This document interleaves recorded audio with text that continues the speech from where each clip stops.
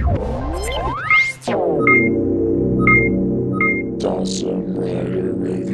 YouTube, Dawson Rider here with a review of the Power Rangers Super Megaforce Mega Bloks Collectible Figure Pack. So I haven't really done any Mega Bloks reviews this year, mainly because I haven't found a whole lot. They haven't been spreading around much. This was pretty much the first thing I found out of Mega Bloks for Super Megaforce that I wanted. As you can see, it is a 5-figure pack with a special Gosei display stand. What's really neat about this is even though they're all sort of different versions in a way, it's nice to be able to buy a set with the core 5 Rangers without having to go through the blind packs, which not to mention I have not found the blind packs yet. I know some people have, but I have not. But so it is very nice, and you also get a really neat Gosei stand. So let's go ahead and take a look at this. Let's go ahead and we'll take a look at the figures individually first. I guess we'll start with Emma here.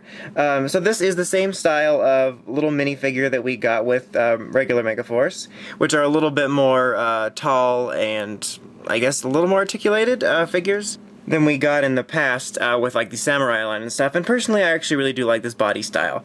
This actually does look kind of like more like a male ranger, but overall, still, I do really like the design of it. They're pretty, little adorable, like chibi-like figures. All the paint on them, for the most part. I mean, it's not the most spectacular thing ever, but still, it's decent. Whoops, sorry about that. I didn't mean for it to go so blurry. I don't know if you can really tell, but this has sort of a almost sparkly pattern to it. You can see there a little bit, you got the glitter to it, so that kind of makes this unique. And then their helmets do come off like previously, so take it off and you just see these little eyes. You could really make it Mia or Emma. But yeah, and then articulation, you have these little tiny ball joints here, so you can get range of motion here, move up and down, a little ball joint here. I'm sorry about that blurriness, I don't know why that keeps happening. I guess you're getting too close. And so then you have this little little joint here. This is a joke. This joint is a joke. And then you have this little ball joint here on their foot, and their heads can move, and you can also just move their helmets, so it'll be off center. In fact, you probably can't see it right now, but Gia's is off center, and because it's translucent, it's funny looking.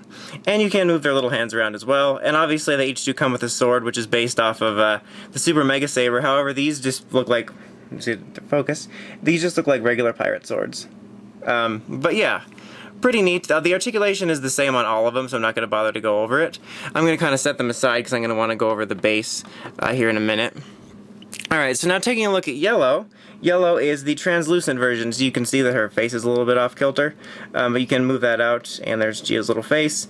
But all the same details other than the fact that she's translucent, and her little Super Mega Saber is also translucent. Yellow and green are the translucent one in this box. So like I said, they all are different versions, they don't necessarily match.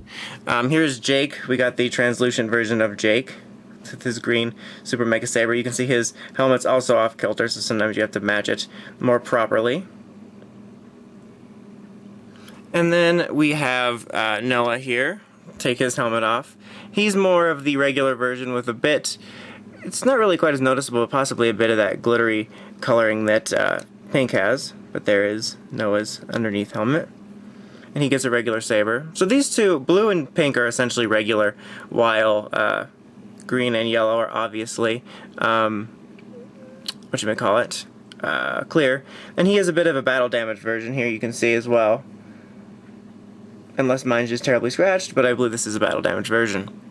And now we have the Super Megaforce Crimson Ranger. Now, I'm not necessarily sure. The camera appears to be picking it up, but maybe not quite as well as my eyes. But this guy is actually pretty dark looking. And it's not...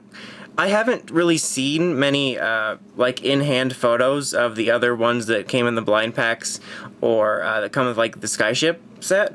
But the promotional images on this packaging for this does not show it being this dark, but it looks a little darker in person, but it's still neat. It's kind of actually cool looking in the darker color. Like I said, the camera appears to be making it look more normal, but maybe it's just my eyes, I don't know. But still, pretty much the same figure, just, you know, a little darker. And you got his traditional sword here. And then the main Mega Block, like, build part of this set, I decided not to build it this time. I previously have built the little stands. If you think it's better that I do build them, let me know, and in the future I will. But this, I just felt like it's pretty self-explanatory, and there's instructions, so... but it's really easy. Essentially, you're just putting these pieces together and stacking them and propping this up. The most difficult part was getting these little buggers to stay in for some reason. But as you can see, it's just a little display stand. You can essentially place the Rangers wherever you want on it, for various poses. You can probably even get other Rangers on there. And then you have this Gosei picture up here with a bunch of pegs on there, so you can have them standing off the wall, I suppose, if you want. But I think it's a really neat way of doing it, considering Gosei is, like, you know, their mentor, and it's just kind of a neat way of theming it in general, and I actually really dig the stand. But yeah, that pretty much wraps it up. Overall, I really do dig this set. Like I said, it's nice to be able to get a set with the main 5 in it. Even though they're slightly different versions, it's just nice, especially if you don't like hunting down the blind packs. Personally, while I get the sort of marketing and excitement behind blind packs, when you're collecting all of them, it gets really annoying to either randomly buy or check codes. And so if you're not really that much of a completist about having all of them be the same style, it's nice just to be able to pick up this one pack if you just want the Core 5 Rangers and say, I'm done. So I'm glad that they did this. I hope they continue to do it in the future. And I really do dig the Gosei stand. So if you're into Mega Bloks and you really don't feel like going for the blind packs, and you want a complete set, then I can recommend it. But anyway, that about wraps it up. Until next time, make sure you check out the Crazy Podcast at writersrangersrambles.com. And don't forget to like, comment, and subscribe. Until next time, it's Dawson Ryder, signing out.